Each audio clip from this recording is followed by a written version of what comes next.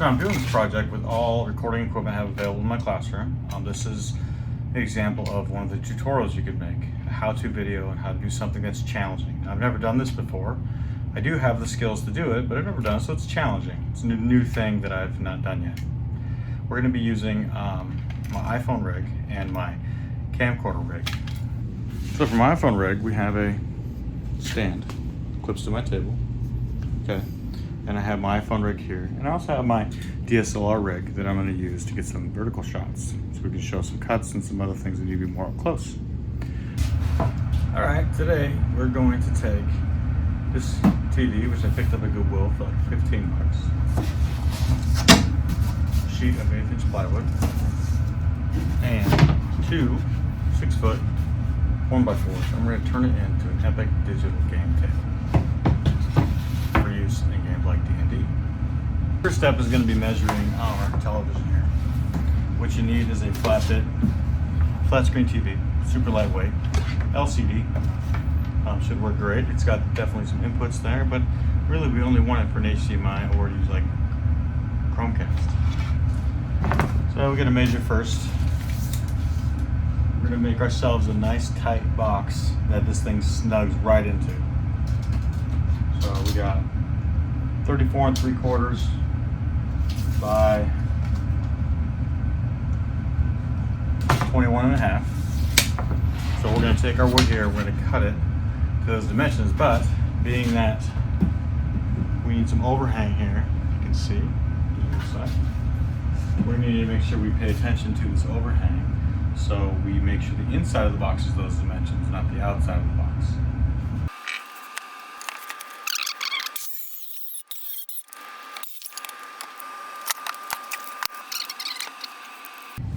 Alright, so now I got my 4 pieces, cut them right length. So what we're going to do is we're going to join them like this together using a pocket hole jig that allow me to hide the screw on the inside rather than having anything on the outside. I'm also going to glue the joint after I sand it up a little bit.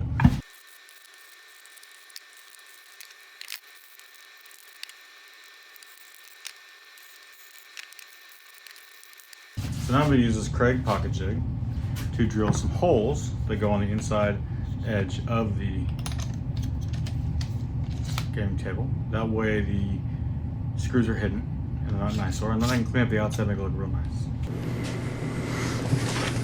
So it's important to keep the damages to the inside, that way we can hide them. We don't need to worry about wood that was messed up at Lowe's when we got it. So here's my jig, I sit here and I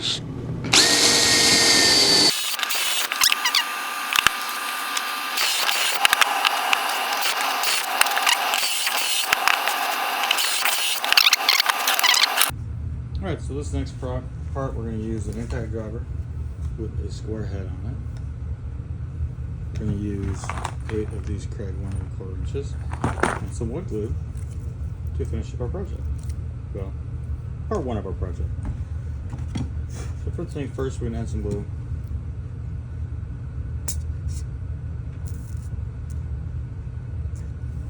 Make sure it's in there real good.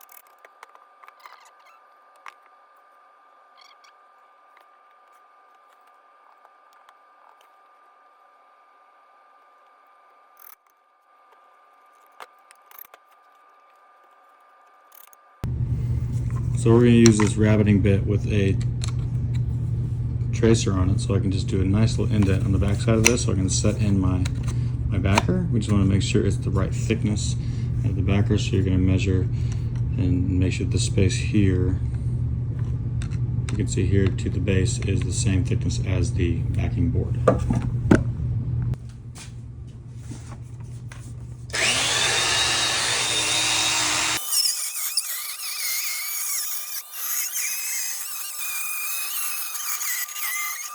put in where we got a nice little edge right here where we can then set our backer. So now we just have to measure and cut the backing board, and then we have to shave off these corners so they're 90 degrees, not rounded.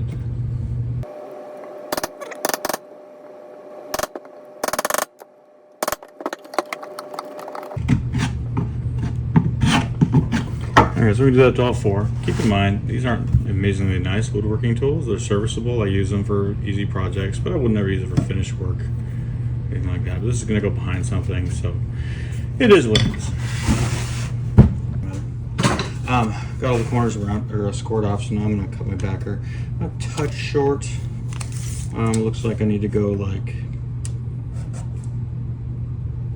20 and 15/16 by 35 and 5/16. So I'm going to cut my backer this way. I'm going to measure it. I'm going to use at least one good edge on it. That way I don't have to worry about trying to clean it all up. See how nicely it fits me. Use at least one good corner. And then we'll make sure the whole thing fits. Measure both sides. I'm going to use my level as a straight edge.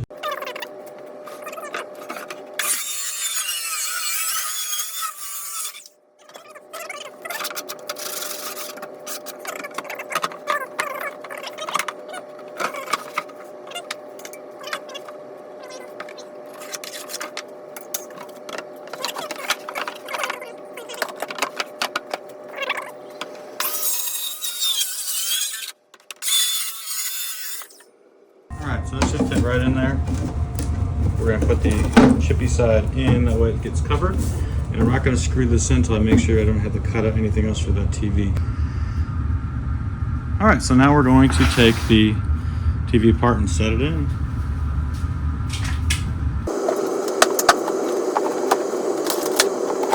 And that fits real nice in there. Perfect for what we're trying to do. So I have to cut holes for the power button, the power cord, and any inputs on the side, so we can get those. And I've also got to add the holes to mount the TV to the back. All right, so I measured my hole for where I'm going to put access to get to the buttons and also to run the cords through. So I already start with my 4s bit, but we're just going to mark them exactly so they're the same distance from the edge. Just go slow.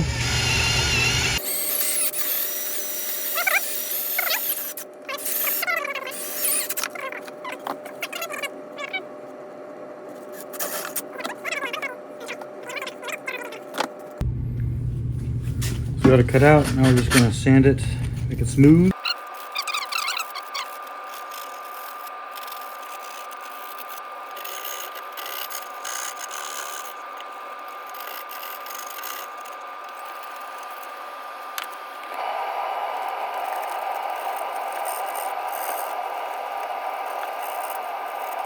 Alright, so we're all sanded. I gotta attach the back, and then I'm gonna hit some of this stuff and knock down some of the weird edges. So now we're going to attach the back. We're going to use some of this Elmer's glue all and 3/4 inch brads that we're just going to staple through the back. We don't need something super long because these are pretty thin.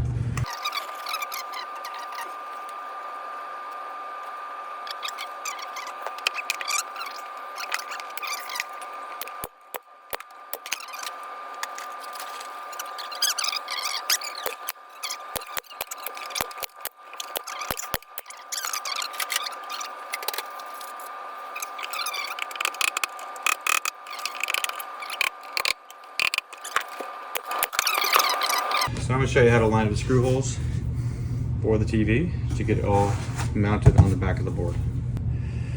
Okay, so a quick trick to line these holes up just the way you want them without having to do a lot of measurements. Put a little dab of paint on each screw. Just a little. There we go. Take some of that off there. Just like that. Make sure it's good and on there. And now we'll flip the TV up and put it right where we want it in there, and we should have the exact location of where we want our holes to be drilled.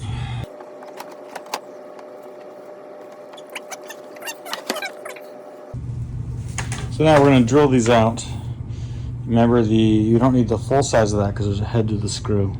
So we need something a little more narrow.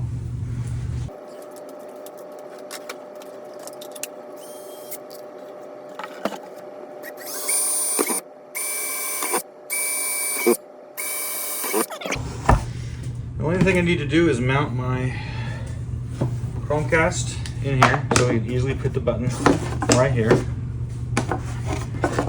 You want to be able to pop that button in, or that way we can turn on the Chromecast. And I'm also going to mount the power supply inside right to an extension cord. That way we don't have to have multiple cords coming out of the box. So the TV cord and this will all be mounted in the box. Alright, so I sanded her all down so nice and smooth on the edges. I didn't worry about the inside because I'm going to be doing some gluing and stuff to keep the cords out of the way. We're going to stain now everything except for the bottom chunk of this and the base. This nice gray stain.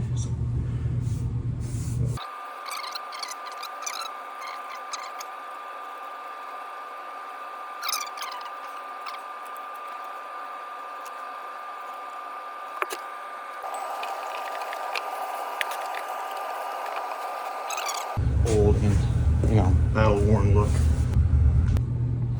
Alright, so we got the stain all done and wiped off. It's all dry. So now we're going to attach the cords with a couple of different mediums here. One, we're going to use a couple brackets, and I generally use stuff I have lying around because that's, more environmentally friendly and cheaper.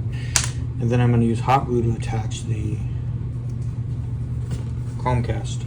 But I'm going to do that after it's in because I have to make sure the depth is right.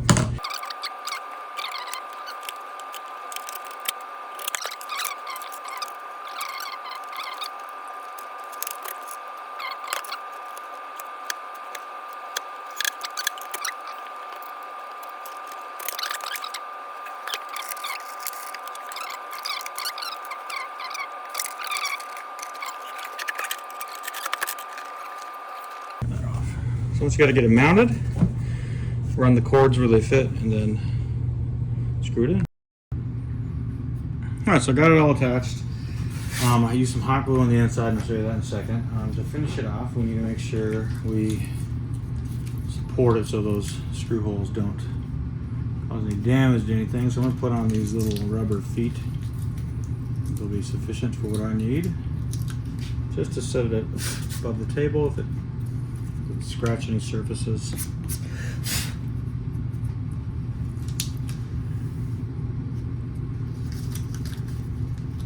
So that's done. I've attached the 4 screws that went in pretty easily. Alright, so here is the finished product. Sort of. A couple things I did. I don't have on video. I hot glued. This is the Chromecast. Here's the buttons I got access to, and then I hot glued that down so it doesn't move. I moved the cords a little bit and hot glued them down, and there's a channel in the TV, so I got them out of the way there. There's an extension cord with a clip there, and then the power button right there. It's all kind of nicely in. All right, it's ready to use. All right, so we're all done with the board. It's easy to use, streaming from a phone from a free D&D map. It looks amazing. The trick would be here to probably put some felt or something on the bottom of these pieces. Just don't drag them, but this is a very durable screen, so it should be fine for that. And just keeping it clean with a little Windex and a soft cloth to keep the dust off of it. But it's ready for hours and hours of fun.